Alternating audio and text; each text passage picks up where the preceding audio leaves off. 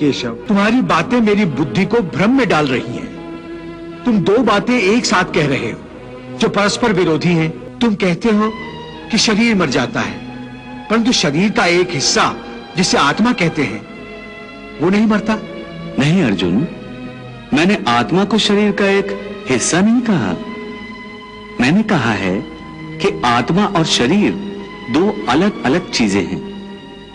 जैसे तुम और तुम्हारा कवच दो अलग चीजें हैं। तुम्हारे कवच के दो टुकड़े हो जाएं, तो उसका यह अर्थ नहीं होता कि अर्जुन के दो टुकड़े हो गए। जिस प्रकार तुम और तुम्हारा कवच दो अलग अलग वस्तुएं हैं, या तुम और तुम्हारा यह रथ दो अलग अलग वस्तुएं हैं, उसी प्रकार मनुष्य का शरीर और उसकी आत्मा दो अलग अलग वस्तुएं हैं। यूं समझ लो कि जिस रथ में अर्जुन बैठा है वो रथ अर्जुन नहीं है। अर्जुन तो वो है जो रथ में बैठा हुआ रथी है। ये ठीक है माधव कि अर्जुन रथ नहीं है। अर्जुन मैं हूं जो रथ में बैठा हुआ है।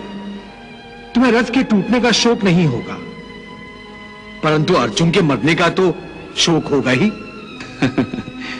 अर्जुन, तुम्हारी बातें सुनकर मुझे तुम्हारी बुद्धि पर हंसी आ रही है।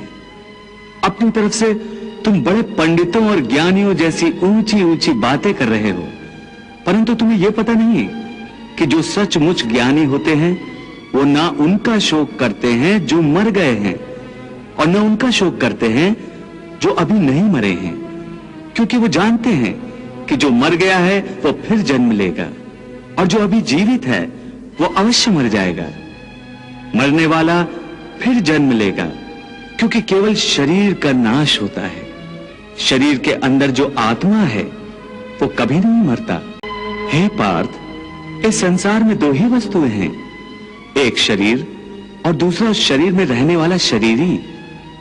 जो शरीर में रहने वाला आत्मा रूप शरीरी है वो कभी मरता नहीं, और जो शरीर है वो सदा रहता नहीं।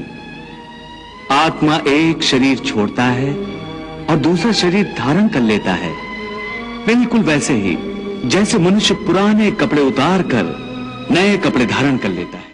यत्र विश्वम भवति एक नीडम, अर्थात समस्त विश्व एक घोंसला है और हम सब उसी घोंसले के पंछी हैं।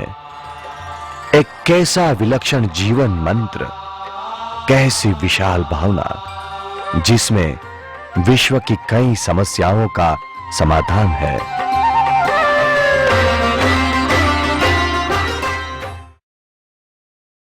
एक व्यक्ति के जीवन की भव्य जागृति समग्र राष्ट्र के भाग्य को बदल सकती है, समस्त मानव जाति के भाग्य को भी।